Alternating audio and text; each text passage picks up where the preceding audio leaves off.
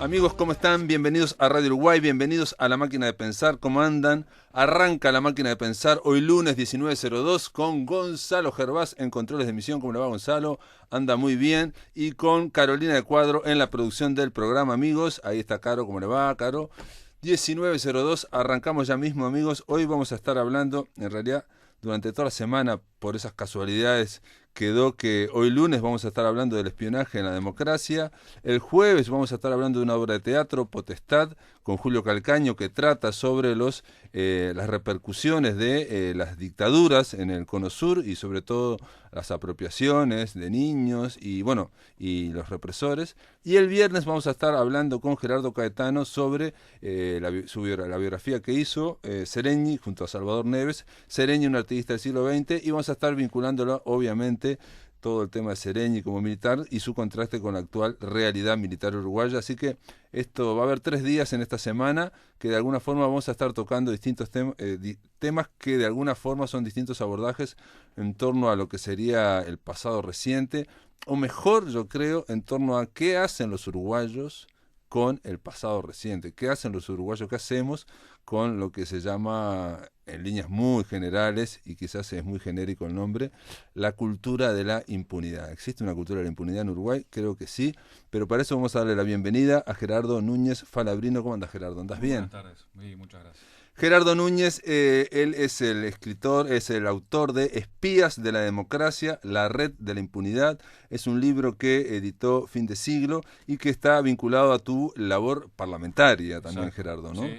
Sí, es un libro que intenta testimoniar, intenta recoger lo que fue el trabajo de la comisión investigadora sobre espionaje en democracia. Obviamente no involucra las opiniones de los demás integrantes de la comisión, es un libro personal, pero sé que hay muchos enfoques así que son compartidos por muchos otros compañeros que integraron esta comisión investigadora, porque bueno, fue una labor colectiva, yo creo que histórica, porque bueno, como señala el libro, fue la primer comisión investigadora parlamentaria que se animó a introducirse en la temática del espionaje, en la temática de los servicios de inteligencia en nuestro país, muchas veces amparados en esa cultura de la impunidad, intocables en otros momentos.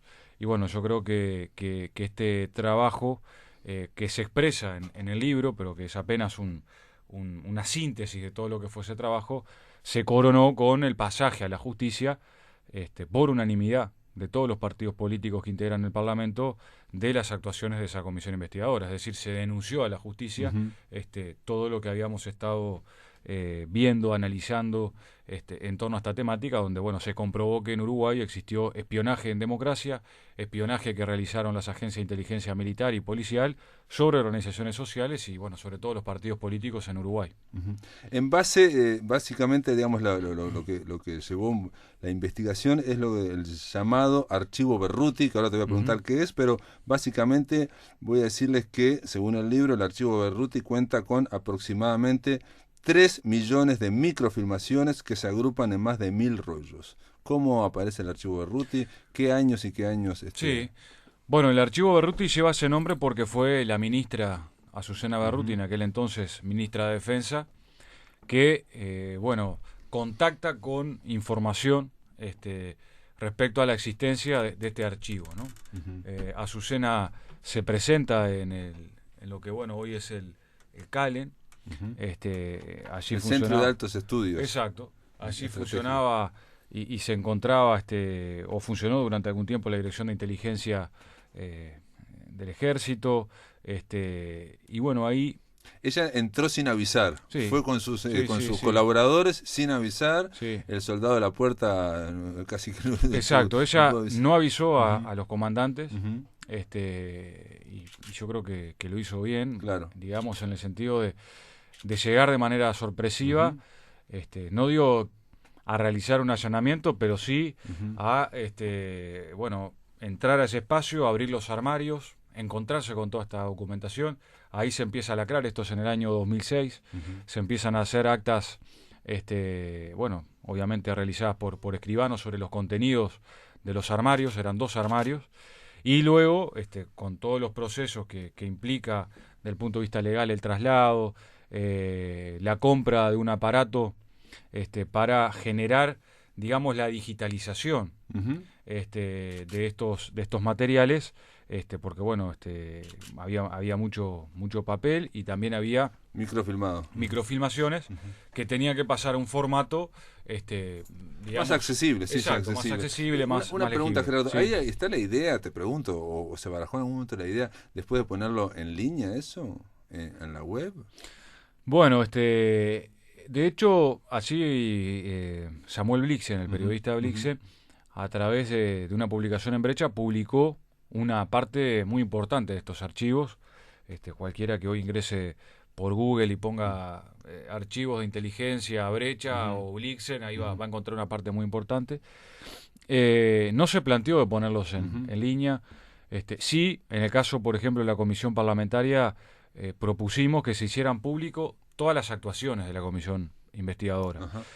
Nosotros el único reparo que teníamos no era por los contenidos en sí, sino por el manejo de los datos sensibles respecto a las víctimas del Sí, espionaje. a datos personales de la víctima. Exacto, Ujú. ¿no?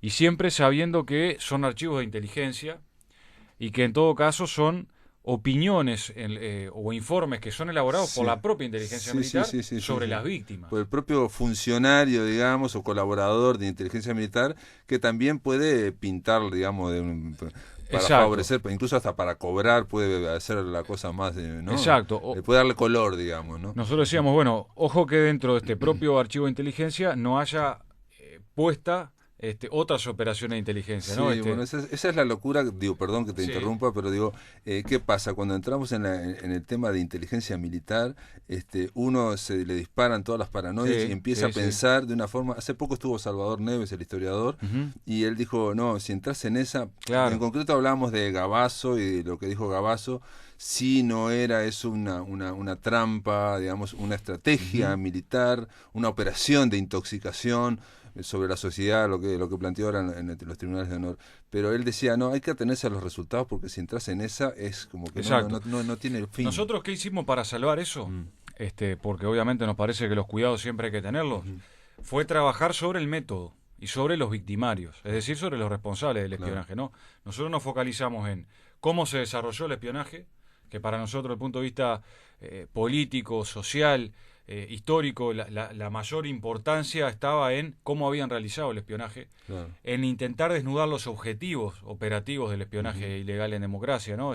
Bueno, decir, ¿por qué funcionó esto? Esta red de espionaje tan grande que generó 3 millones de documentos. Bueno, una de las afirmaciones que hizo la comisión investigadora y que comparte toda la Cámara de Diputados, porque esto fue votado por unanimidad, es que ese espionaje se focalizó a contribuir, digamos, a la protección de la impunidad. Fue como ujú, una especie de cobertura hacia la propia impunidad. Y esto lo decimos porque no solamente por las víctimas del espionaje, que fueron organizaciones sociales sí, sí, vinculadas, dirigentes. dirigentes de distintos partidos Ujú, políticos, pero sobre todo los partidos políticos de izquierda, ujú, que tenían una fuerte impronta, un fuerte trabajo sobre los derechos humanos vinculados al pasado reciente. Pero además viendo cómo había sido la continuidad en el tiempo ujú. de las direcciones de inteligencia militar y policial respecto a las direcciones de inteligencia militar y policial de la dictadura. Claro, O sea, eso es lo que queda muy claro en tu libro también y que, digo, también es lo que yo creo que el enfoque histórico, ¿no? Ver la secuencia de hechos, ver quiénes están y quiénes no están. Y bueno, una cosa que queda clara, digamos, es que el último comandante en jefe de la dictadura después fue ministro de Defensa, pero lo que planteas vos también es que la gente de inteligencia después fue renombrada, vuelta exacto, a nombrar a partir del año 87, 88 en el Estado, digamos. claro. Por ejemplo, un caso que Ujú, todo el mundo va a conocer es el de Ferro. Hoy prófugo de la ujú, justicia, él estuvo vinculado a la OCOA, estuvo vinculado al Servicio de Información de Defensa en la dictadura y luego pasa a desempeñar tareas en la DGID, en la Dirección General de Información de Defensa, esto ya en democracia, en el gobierno en el ujú. primer gobierno de Sanguinetti. El caso de la policía, porque a veces también nos focalizamos solamente en lo militar. En la policía estuvo Máximo Costa Rocha Sí, desde el Costa año Rocha, sí. 82, Es decir, que hasta el año 89, es decir, que estuvo hasta el 85 en dictadura, y luego de que se recupera la democracia, él sigue todo el periodo de Sanguinetti al frente de la Dirección de Inteligencia Policial.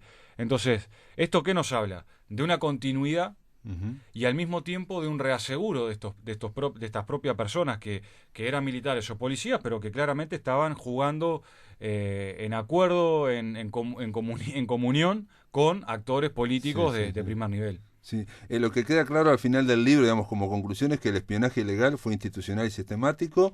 También tiene que ver acá las declaraciones que hizo el 2 veces presidente Sanguinetti, ¿no? Y que una cosa muy interesante, digamos, porque Sanguinetti, una de las cosas que dice es que al final reconoce, el expresidente concurre a la comisión y admite que existió el espionaje, pero dice una y otra vez que no lo ordenó. Después en otras declaraciones dice que no, que bajo los gobiernos democráticos nadie hizo espionaje, pero digamos, frente a la comisión parlamentaria, no frente a los medios, que en los medios dijo otras cosas, reconoció el espionaje en democracia, ¿no? Y vos lo que escribís, y está muy bien, dice que Sanguinetti haya tenido que reconocer el espionaje en democracia es una victoria de la verdad, es un triunfo de la realidad sobre la ficción, ¿no? En ese sentido. Y lo que aclarás, y me parece interesante también, es que el archivo fue encontrado en dependencias oficiales de la Fuerza Armada, digamos.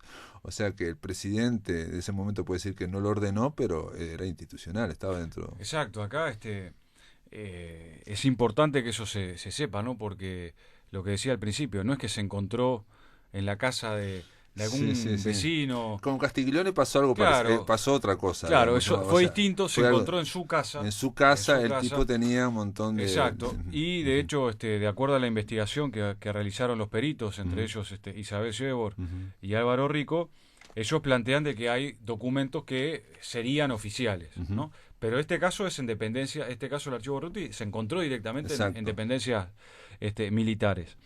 Y ahí yo creo que Sanguinetti, obviamente, en los días previos a que él concurriera a la comisión investigadora, él negó rotundamente a varios colegas periodistas, él le negó rotundamente la existencia del espionaje. Y claro, estuvimos 1 hora y media, casi 2 horas en la comisión investigadora, y ahí le llevamos la documentación, ¿no? Y le mostramos, le dijimos, mire, doctor Sanguinetti, acá usted puede decir lo que usted quiera, pero estas son las pruebas. Sí, que son documentos estatales. Exacto, y él termina aceptando el espionaje ilegal, pero él dice, yo no lo ordené. Cosa que nosotros lo ponemos en tela de juicio, ¿no? Nosotros, muchos de los integrantes de la comisión investigadora, y particularmente quien habla, ponen en tela de juicio eso, porque uno de los directores de inteligencia policial, justamente de Costa Rocha, cuando estuvo en la comisión investigadora y le preguntamos, bueno, ¿por qué la policía investigó tanto el voto verde? El voto verde, ¿no? toda la organización de todo voto lo que verde. fue la recolección de firmas, todo lo que fue los meses previos a la votación de ese plebiscito, y él nos dice porque era un tema de interés del gobierno, ¿no? O sea, más claro es imposible, ¿no? Cuando hay un interés de un gobierno, para las agencias de inteligencia eso se traduce en una planificación, en un objetivo operativo de trabajo, y por lo tanto, bueno, no es muy difícil que se pueda negar que hubo claramente órdenes por parte de los gobiernos. Sí, eso surge incluso en tu libro. Esa declaración de Costa Rocha está entrecomillada, o sea, está sacada de las actas, y donde él dice exactamente que, bueno, que cuando a un gobierno se le pone un referéndum en contra, digamos, de una ley que aprobó ese gobierno, es natural que quiera investigarlo. Yo lo que pensaba leyéndolo, y sobre todo para la gente más joven, ¿no? Está bueno para ahora el Uruguay decir que ahora a nadie se le pasaría, creo, por la cabeza que si alguien hace un referéndum contra una ley del gobierno, claro, la organización esa organización que lleva, ¿no?, a las firmas contra la inclusión financiera, por ejemplo, haya que montar una operación de inteligencia para ver cómo funcionan, cómo se reúnen y qué es lo que dicen cuando hacen eso. Porque una cosa es un análisis de información general, ¿no?, que uno lleve adelante desde el punto de vista, bueno, cómo se está promoviendo el plebiscito, cuáles son los puntos. Está bien que el gobierno sepa con información abierta. Otra cosa es que se infiltren organizaciones, que se infiltren colectivos sociales para sacar información que es a través de fuentes cerradas. O sea, información que no obtendría esa agencia de inteligencia si no fuera mediante ese tipo de prácticas. Infiltración, aclaremos qué sería una infiltración. Y bueno, y ahí hubo dos formas de infiltrar, digamos, ¿no? Por un lado, quienes eran militares o policías y pasaban a tener una identidad distinta o a relatar su vida de otra Sí, como manera, en las películas, se cambia digamos, claro, se cambia la identidad. para pasar a desempeñarse como un estudiante en la Facultad de Medicina, Claro. para pasar a desempeñarse como un trabajador Ujú, en la UTE, donde ujú. fuera, ¿no? Sí, Porque sí, sí, eso sí. pasó. O en el transporte, por En el ejemplo. transporte Ujú, colectivo, el caso de Cuxa, ujú, allí había un ejemplo. Pero también existían las fuentes. O sea, las personas que eran colaboradores dentro de las organizaciones sociales. O sea, sin ser militares o policías, sin haber pasado antes por el ujú, ejército o por la policía, colaboraban ujú. con las Y a ese se agencias de les pagaba inteligencia. también. Esos eran pagos, ¿no? Ujú, Recibían pagos importantes. Muchas veces en los archivos ahí se encuentra la anotación de la gente que contactaba con esa persona y bueno, le informaba a su superior que la fuente solicitó tanto dinero para un ujú. pasaje a tal lugar, la fuente solicitó fichas, ¿no? Porque hoy estamos con los celulares, pero bueno, yo que soy de una generación que, digamos, del medio que contactó con las Sí, fichas de sí, sí. teléfono, bueno, ahí Ujú, por ujú. ejemplo hay informes De todas formas, que esto que piden estás fichas de explicando teléfono. vos, se aplica a casi todos los servicios de inteligencia del mundo. Yo me Ujú. acuerdo haber leído un libro de Flip allí, precisamente, Sí, donde él decía que básicamente la CIA, por ejemplo, tenían agentes de ellos y después tenían un segundo anillo que eran colaboradores, exacto, incluso un tercer anillo que uno eran colaboradores permanentes y otro eran esporádicos, depende de lo que le traían. Y esos dos anillos siguientes que no hay vínculo, lo que se hace es pagar, exacto. básicamente, ¿no?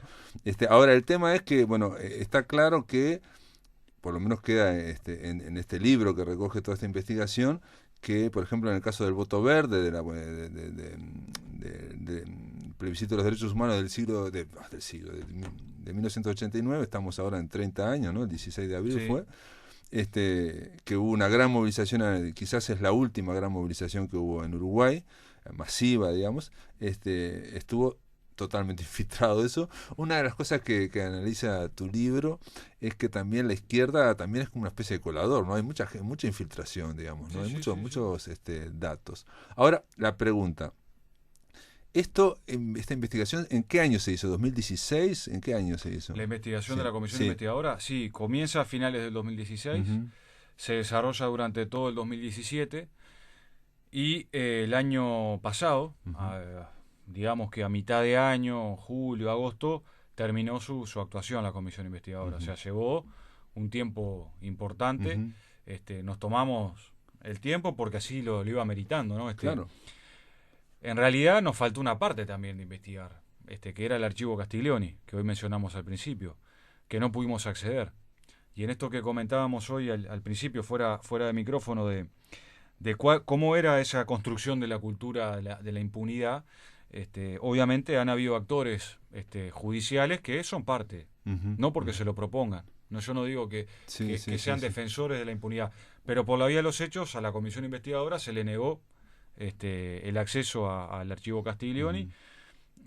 Y lo peor es el argumento, ¿no? Porque el argumento es que no se había podido analizar y que no se había podido estudiar a fondo el archivo, entonces por lo tanto, como no sabían lo que tenía, no nos lo podían dar. Claro, también hay un detalle, hay varios detalles. Una, la tradición de opacidad que tiene el Estado uruguayo Ujú. históricamente, estamos hablando de los últimos 70, 80 años, digamos que es una idea antigua de cómo se tramita, digamos, las administraciones, ¿no? Cuando Exacto. digo administraciones, digo Ministerio de Salud Pública o del MEC o de lo que fuere, ¿no? O sea que Uruguay recién ahora en el siglo XXI está transparentando y no en todos lados, ¿no? Ujú. Yo te puedo decir que, por ejemplo, yo trabajé en la universidad y en su momento, en la década del 90, se puso que cualquiera por internet pudiera ver un expediente, saber dónde está su expediente. Eso aún no está en no está en todas las dependencias del Estado, Claro. porque hay resistencias, digamos, Sí, sí, a que sí. uno desde afuera pueda saber todo lo que está pasando con uno. Eso por un lado. Por otro lado, esa opacidad superior que tiene el Poder Judicial, ¿no? Con el tema de autónomo, ¿no? De otro poder, en fin. Y por último, y yo te daría la pregunta, pero vamos a ver una pausa, está otro tema que es el tema de la ineficiencia. Porque también no estamos hablando de un aparato estatal súper eficiente, sino que estamos hablando de un aparato que es muy burocrático Ujú. muchas veces, ¿no? Y donde para que salgan bien las cosas a veces hay que empujar. Y si uno no empuja, naturalmente no salen. Vamos a hacer una pausa, amigos, y le dejo planteada esta pregunta a Gerardo Núñez Falabrino, autor de Espías de la Democracia, la red de la impunidad. Es un libro editado por Fin de Siglo. Después de la pausa seguimos aquí por Radio Uruguay. Amigos, continuamos en La Máquina de Pensar. Estamos conversando con Gerardo Núñez Falabrino, autor de Espías de la Democracia, la red de la impunidad, un libro editado por Fin de Siglo y que resume, de alguna forma, sintetiza 2 años de investigación de la comisión parlamentaria que estuvo entre el 2016 y el 2018 en torno al llamado archivo Berruti, digamos el archivo de espionaje militar y policial de la inteligencia militar que había incautado en el Ministerio de Defensa en este caso. Gerardo, yo te planteé en el bloque anterior, obviamente para la cultura de la impunidad, para esta historia de... Porque Uruguay hay que compararlo, alguien me decía, sí, compararlo con España. No, yo creo que hay que compararlo con países similares. Hubo un terrorismo de Estado en los años 70 y bueno, y los distintos países hicieron sus procesos. Chile, Argentina, Uruguay, Brasil. Y si uno compara, Uruguay prácticamente se ha avanzado muy poco, digamos, en cuanto a saberse y sobre todo no tanto en hacerse la justicia, que obviamente también es necesaria, sino en generar verdad histórica, o sea, que quede claro que aquí había espionaje, que hubo desapariciones por parte del Estado, por ejemplo, recién ahora por primera vez se dice públicamente. Entonces, en toda esa cultura de impunidad o en ese no avance, está sostenido por civiles, por la sociedad, básicamente, ¿no? Y vos mencionabas el Poder Judicial. Sí, ahí hay un componente cultural muy, muy fuerte, que creo es el que termina sosteniendo todo esto, ¿no? Si no, nos explicaría, bueno, por qué en el 89 fracasó el voto verde, si bien fue una victoria en términos de todo el trabajo que se realizó, de toda la fuerza que se puso, de todo lo que se habló, de todo lo que se conversó, de todo lo que se militó, ¿no? Y que seguramente hoy estaríamos en una situación mucho peor si no hubiese existido toda esa movilización del pueblo. Lo mismo en el 2009, cuando se recolectan las firmas para el voto rosado. Fijémonos que creo yo que el único lugar donde ganamos fue Montevideo. Y después, lo estoy diciendo de memoria, en la mayoría de los departamentos del interior. Un 49%. Igual hay gente que te puede decir que los derechos humanos, el plebiscito, el tema de saber la verdad, no se podía plebiscitar. Una vez hablando yo con Gerardo Caetano de un tema muchísimo menor, que es el tema de los archivos de la dictadura, no estos archivos, sino lo de la dictadura, que se planteó también a nivel de comisión. Larrañaga llegó a decir, esto lo dijo públicamente, que con los archivos hay que ver qué se puede hacer. Se podría quemar, por ejemplo, dijeron, ¿no? Sí. Se podían quemar, dijo. Y Gerardo Caetano decía que no, esa no es una decisión que una generación puede hacer, porque las generaciones que no han existido todavía uruguayos tienen derecho sobre ese archivo, ¿no? Y las generaciones que no existen todavía en Uruguay tienen derecho a que se haga una verdad histórica. Entonces, por plebiscito de esta generación no podría decir no vamos a hacer nada, por ejemplo. Sí. Y aparte en esta temática, ¿no? De lo que es la cultura de la impunidad. Yo creo que estos días ha quedado más que claro, ¿no? Fíjate que tuvimos una confesión de Gabazo, histórica, ¿no? Porque debe ser la primera vez que alguien con tanta responsabilidad en el ejército en aquel entonces, y tan denunciado por todos sus comportamientos, reconoce que desaparecieron un cuerpo, ¿no? de una víctima. Sí, y en democracia, estaban en el 72. Exacto. Y posteriormente a eso, ¿qué pasaron? 2 semanas, 1 semana y media, 2 semanas. La respuesta de la justicia es, le vamos a sacar la tobillera, le vamos a sacar las medidas cautelares. Claro. O sea, ahí yo creo que se ve con total claridad lo que es la impunidad. O sea, y ahí, por ejemplo, en ese caso, digo, es cierto, cómo se sostiene la impunidad, y yo me gustaría un poco... un minuto hablar de esto, simplemente es que esa jueza que le quita la tobillera y da una serie de parámetros judiciales, de derechos humanos, yo la escuché de afrenta, bla, bla, y digamos, puede tener razón en el caso concreto y cerrado de esa persona si no lo miras en el contexto de crímenes de Estado. Ahora, si se mira en el contexto de crímenes de Estado histórico, digamos, sacar la tobillera es otra cosa. Entonces, lo que pasa con la cultura, con la judicial muchas veces es que estamos viendo solo la parte jurídica aislada, como si fuera una ecuación que estuviéramos hablando geométricamente de este detalle y no la secuencia de hechos y no lo que ha ocurrido. Imaginemos en Alemania que alguien diga, bueno, no sé, a Albert Speer, que era un nazi que estuvo, decir, vamos a sacarlo porque por una cuestión de humanidad, en fin, de aplicarlo de todas las leyes medidas. Digo, ahí hay un contexto general que hay que mirarlo y que la justicia no lo mira. Sí, yo creo que en muchos casos no lo mira. En muchos casos son justificaciones insólitas. Uh-huh. Y tampoco quiero despegarme del sistema político, ¿no? Porque la justicia, obviamente, o en este caso la jueza, de mi punto de vista, actúa más equivocadamente. Sí, sí, sí. Pero también tenemos que en el Senado la oposición no quiere votar la destitución propuesta por Tabaré Vázquez, ¿no? De generales que no les asombró. No les asombró para nada escuchar este tipo de confesiones. Y lo validaron. Y básicamente lo validaron porque no lo señalaron. Tampoco lo reportaron. No lo reportaron. Yo no voy a pretender que en ese momento se paren y lo lleven conducido a la justicia, pero uno supone que mínimamente tendrían que elaborar un informe y elevarlo a sus superiores como corresponden en estos casos y también a la justicia cuando corresponde, como también está claramente establecido. Entonces acá vemos cómo hay actores judiciales, cómo hay actores del sistema político, uh-huh. en este caso la oposición concretamente, uh-huh. que bajo un planteo, bajo un fundamento legislativo, técnico, de nuevo volvemos a lo técnico, aislado el contexto. Claro, se deja en una situación de dificultad a la institucionalidad del país, que es mucho más importante que la lectura fina de una oración, de un artículo de una ley, ¿no? Uh-huh. Porque de hecho, aparte hay el presidente estaría amparado incluso para desarrollar uh-huh. No, pero yo creo que lo que se pierde de vista una y otra vez, perdemos de vista, me da la sensación, es de que con esto se está construyendo historia, que significa que a nivel social se reconozcan cosas mínimas.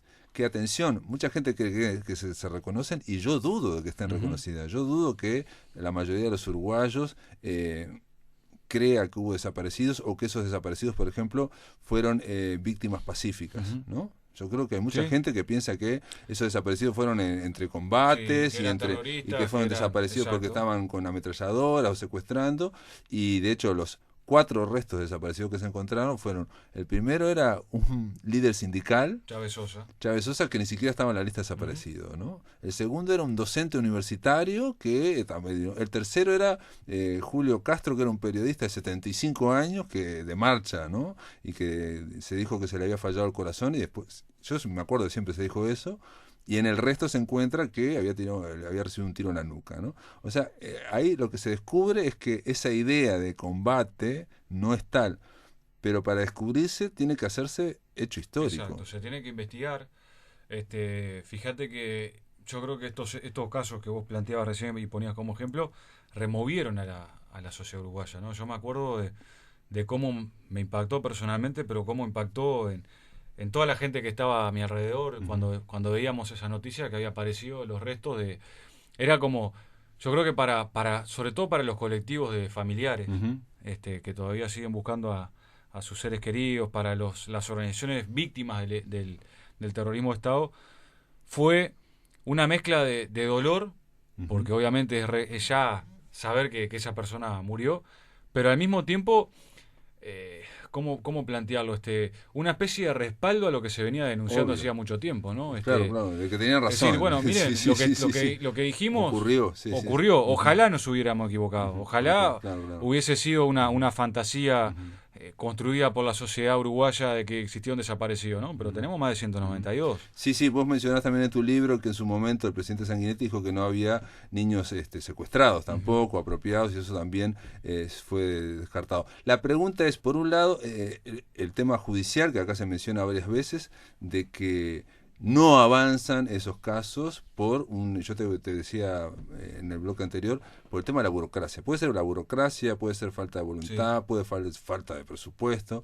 Y la otra pregunta que te haría es, ¿y qué pasa con el Frente Amplio del gobierno, que en estos casi 15 años tampoco ha habido demasiados avances? Por ejemplo, la Fiscalía especializada en Derechos Humanos recién se instituyó hace un par de años. O sea, pasaron casi 10, 11 años sin que eso pasara. Sí, sí. Bueno, y ha hecho mucha cosa, digamos. El hecho de poner algo ha avanzado muchísimo. Sí, se ha avanzado. Nosotros reconocemos todos esos avances. Pensamos que son insuficientes. Y que en algunos casos sí ha faltado claramente voluntad política. Yo creo que lo que hizo Tabaré Vázquez en las últimas semanas es histórico para el país. Sí, ¿no? Porque sí. en realidad también el papel del miedo, ¿no? El papel del miedo de que qué pasa si acá se destituyen a tantos generales, si se destituye a los comandantes. No, en realidad no pasó nada. Sí. O sea, en 15 días 2 comandantes y ya está. Se aplicó lo que se tenía que aplicar bajo los parámetros institucionales, bajo el derecho, porque acá no fue algo antojadizo. Y bueno, y eso es lo que tenemos que aprender de estas cosas, ¿no? Porque muchas veces está ese miedo, ¿no? No, mejor dejémoslo quieto así, porque capaz que mirá si se enojan y tenemos un levantamiento militar. Bueno. Ahora, también hubo apuestas siempre al tema, en su momento lo dijo el expresidente Mujica, digamos que cuando se mueran todos, ¿no? Y el presidente Sanguinetti, el expresidente también de alguna forma en algún momento lo dijo, de que en realidad el que puede, digamos, definir esto o saber esto o investigar esto es la historia, que la historia es el futuro, ¿no? Sí. Básicamente, ¿no?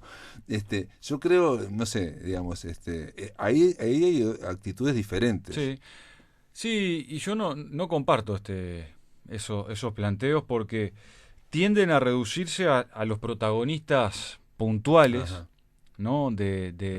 de ese momento. Sí, a los actores principales. Si fuera una comedia es los 2 o 3 primeros.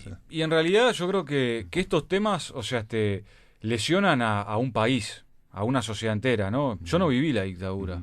Ahora, viví los efectos y vivo los efectos de la dictadura, del terrorismo de Estado, de la impunidad. Soy de una generación que obviamente no vivió eso, sin embargo, juntamos firmas para que en el 2009 existiera un plebiscito. Y yo me alegro que todos los 20 de mayo, y ojalá no sea la excepción, cada vez haya más jóvenes, más gurises, que van al 20 de mayo, porque se sienten invitados a resolver este tema de la sociedad, porque por algo es un emergente, llamémosle, ¿no? Sí, de acuerdo. Es un emergente que está ahí, que está latiendo.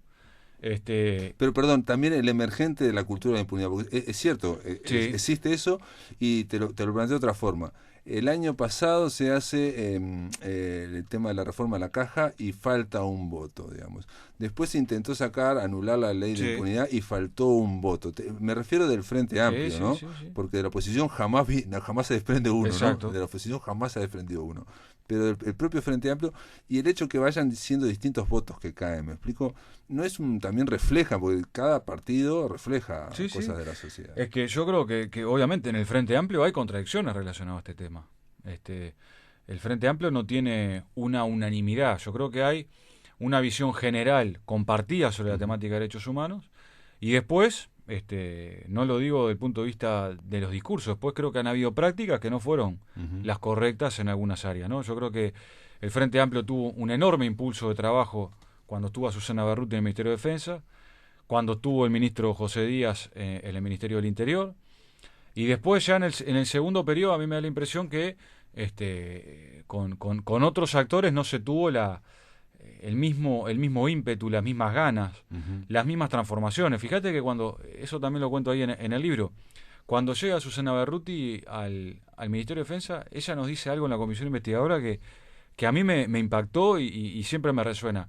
El ministro de Defensa, antes de que yo llegara, era el comandante del ejército. O sea, si estaría desordenado, digamos, el orden jerárquico en aquel entonces, de que ella sintió eso, ¿no? De que era una señora que iba llegando ahí y que, bueno, en realidad era un decorativo. Y ella dijo, esto así no va. Y empieza a cambiar todo.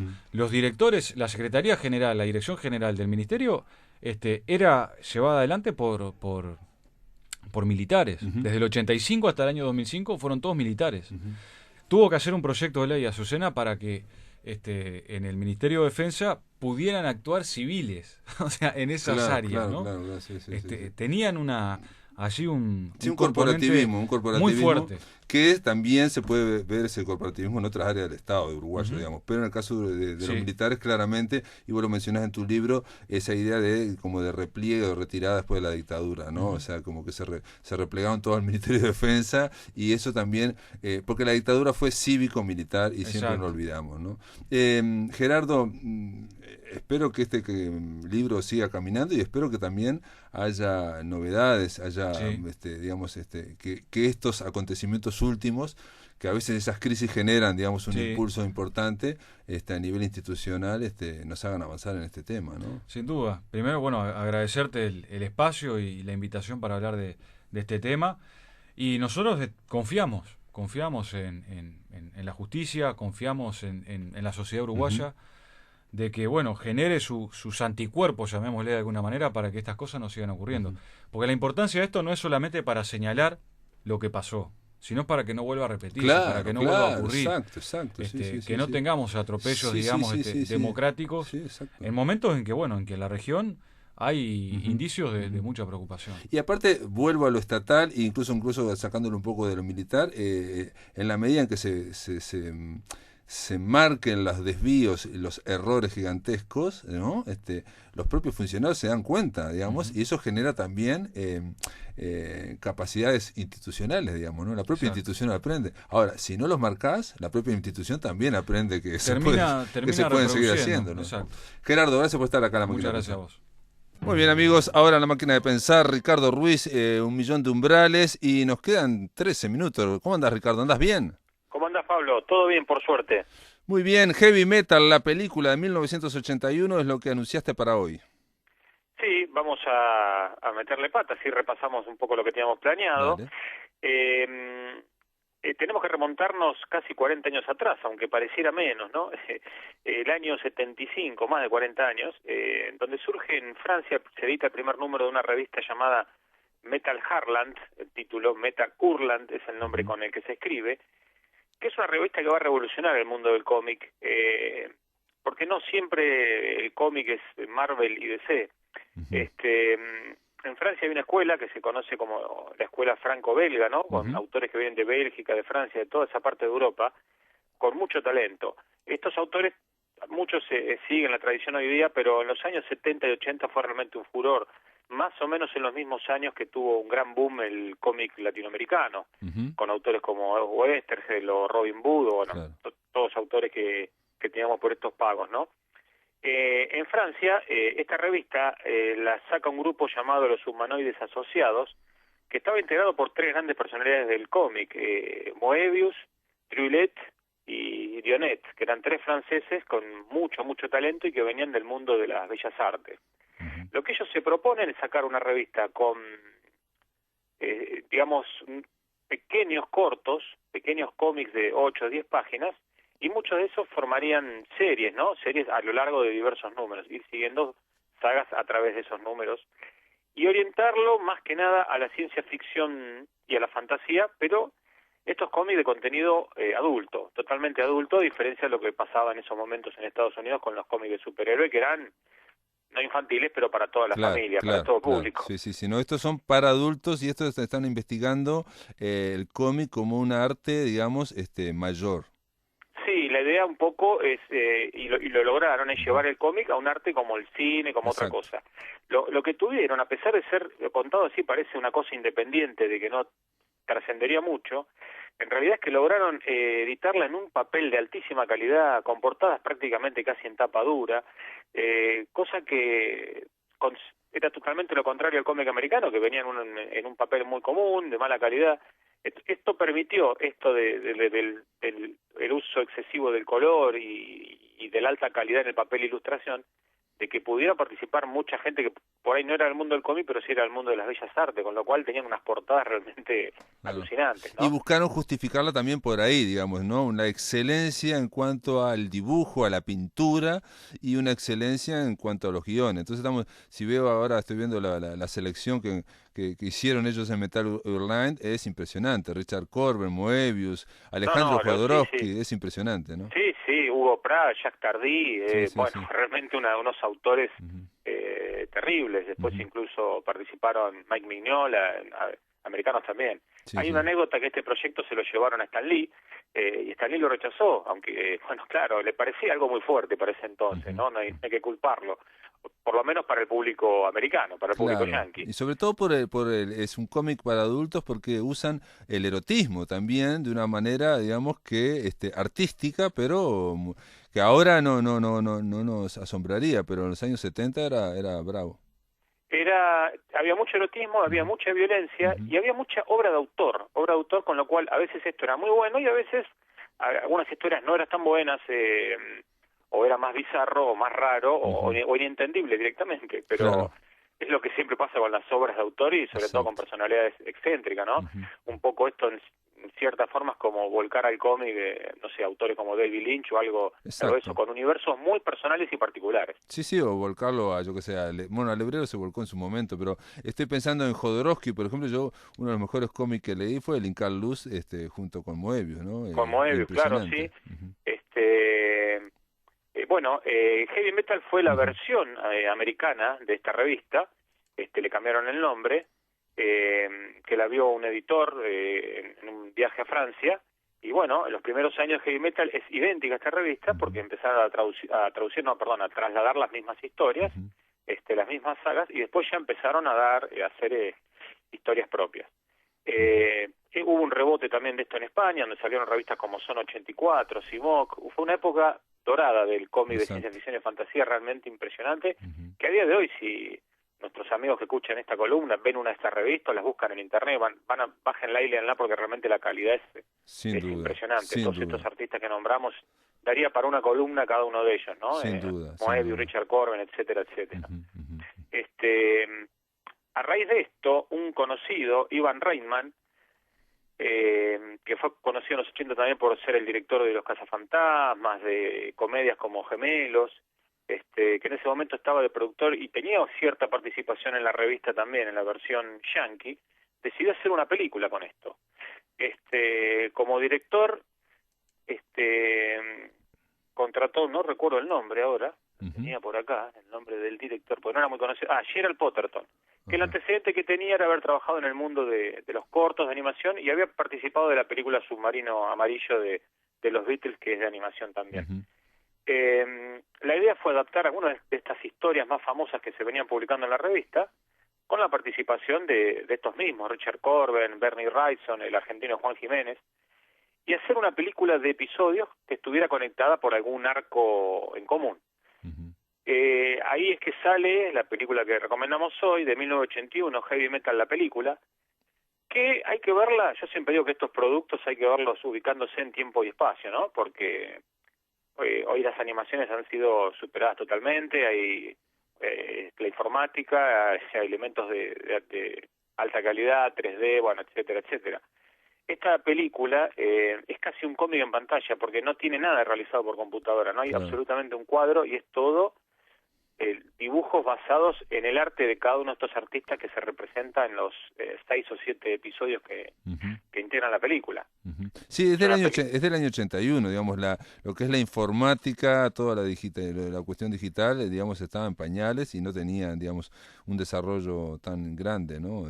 No tenían No había desarrollo. nada. Ujú. Y también se da en un contexto donde hasta ese momento todo lo que había de animación era Disney, no había otra cosa, en Exacto. cine me refiero. Ujú, Y lo que ujú. había en televisión eran o Sí, sí, sí. cómicos, tiras cómicas, muy buenas pero cómicas, de Hanna Barbera o Ujú, bueno, todas ujú. esas.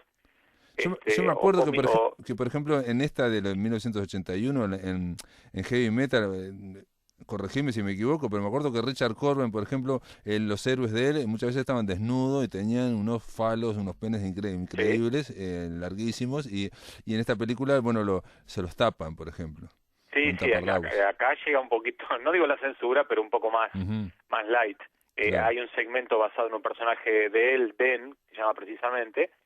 este Richard Corben mezclaba mucho lo fantástico con lo erótico y lo Ujú, cómico sí, también. sí. Y sí, Sí, sí, pero igual hay escenas de violencia, hay erotismo, que era bastante fuerte para un dibujo animado. Sí, sí, sí. Yo recuerdo que en esa época también salió Fritz el gato. Sí, me acuerdo, sí, esa película está muy bien. Hubo intentos de cine para adultos, un poco más adelante cuando Sopla el viento, que creo que tenía música de Roger Waters y Sí, David de Bowie. Roger Waters, no, y también antes está El Señor de los Anillos, que está Sí, inconclusa. de Blasky, creo que es. Sí, Ralph Blasky, Ralph Bakshi, que sí, sí, sí. sí, que también fue buena. Ujú. Y bueno, en esta película, ¿qué tenemos? Tenemos varios segmentos de distinta calidad. Hay algunos muy buenos, Ujú. como el primero de Juan Jiménez, que relata la vida de un taxista en una Nueva York futurista y decadente, que a propósito, estas ambientaciones que se ven en la película, que realmente son muy buenas, hasta inspiraron el propio Ridley Scott para la ambientación de Blade Runner. Él lo contó, fue uno de las... Ah, mirá. Este universo que empieza a surgir de los cómics termina en el cine, no hay vuelta. Ujú. De hecho, en esta revista en las que hablábamos, Heavy Metal y la Metal Hurlant, participó Giger haciendo portadas. Y Claro. Giger, recordemos que también es un artista, no recuerdo si era sueco, húngaro, no recuerdo. Bueno, creo que es suizo, pero estaba vinculado, Suizo. Giger estaba vinculado a, por ejemplo, Alien, Alien, por el eso. octavo pasajero, digamos, para hacer Bueno, el bicho Alien, o por ejemplo, Jodorowsky, que también está como guionista acá en Metal Hurlant, también estuvo en la creación de Dune, que no funcionó, después la hizo Lynch, claro. y todo eso Y también ayudó a Ridley Scott para hacer Alien y para hacer Blade Runner. bueno, el guionista de Alien fue Dan O'Bannon, uno de los guionistas de esta Heavy Metal. Mirá vos, Así Dan que también O'Bannon. trabajando, o sea que hay un mundo que se juntó de alguna manera, ¿no? Sorprendente. En esa época. Mirá vos. Hay ideas que surgieron de todos estos talentos que venimos nombrando. Ujú. Yo de las que me acuerdo es la del taxista, por ejemplo, porque la vi de nuevo hace mucho y fue la que más me gustó, digamos, pero no sabía que era de Argentino, de Jiménez. Sí, es de Juan Jiménez, Mirá vos. un gran también creador de cómics. Una muy buena también es la última, que está basada en paisajes de Moebius, también, que se llama Tarna, que es muy de fantasía, en el medio de alguna cómica que no tiene por ahí mucho sentido. Estas historias, le contamos a nuestros oyentes, Sí. están enlazadas por un hilo común, inventado a tal efecto, que en realidad es una esfera, una bola verde, que va llevando el mal por todo el mundo y todas épocas, y de ahí se van narrando las historias. Hay incluso como una especie de zombies en la Segunda Guerra Mundial, que también está muy buena. Yo creo que es una película que bien vale la pena, más allá del tiempo que ha transcurrido, porque se nota mucho que no es un dibujo industrial, ¿no? Que es tiene esos detalles de los dibujos de cómic. En eso plasmaron muy bien la revista, si bien bajaron un poco el tono en algunas de las historias, ¿no?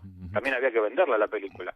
Claro, y no, también supongo, digo, yo hace mucho que la vi 2 veces, y lo que se nota también es que hay un cuidado del guión, digamos, ¿no? O sea, son guiones personales.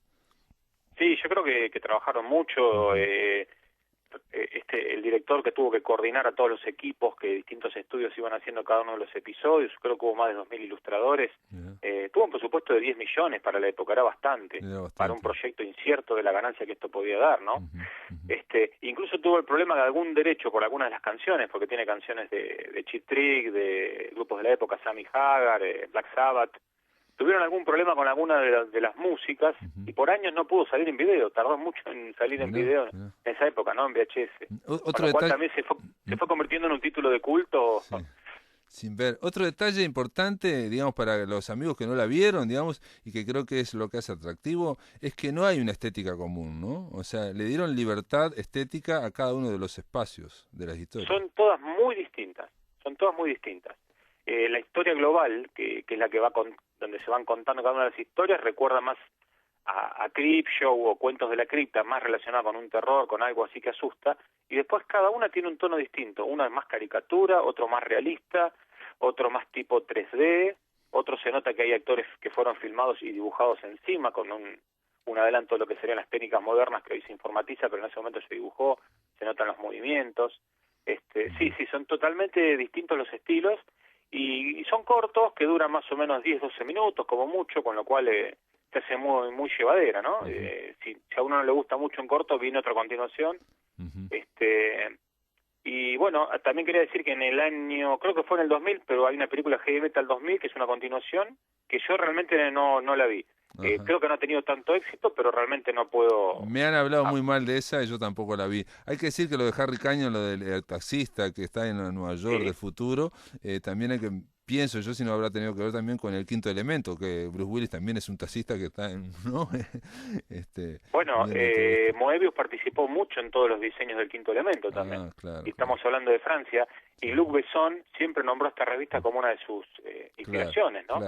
Recordemos que también Luc Besson hizo películas sobre Valerian, que es una saga que ya venía de esta época, del 70 y pico, y eran cómics también de la escuela franco-belga, que de acá también salió Tintín y salieron un montón de... Realmente es para bucear porque realmente hay cosas impresionantes, ¿no? Perfecto. Bueno, Heavy Metal, la película de animación, 1981. Yo estaba fijándome a ver si estaba en YouTube, creo que no vi, pero hay algunas escenas. Para aquellos que quieran verlo, digamos, para ver de qué se tratan, pueden ir a ver a YouTube varias escenas y bueno, después buscarla en la amplia selva, en el amplio océano de Internet, ¿no?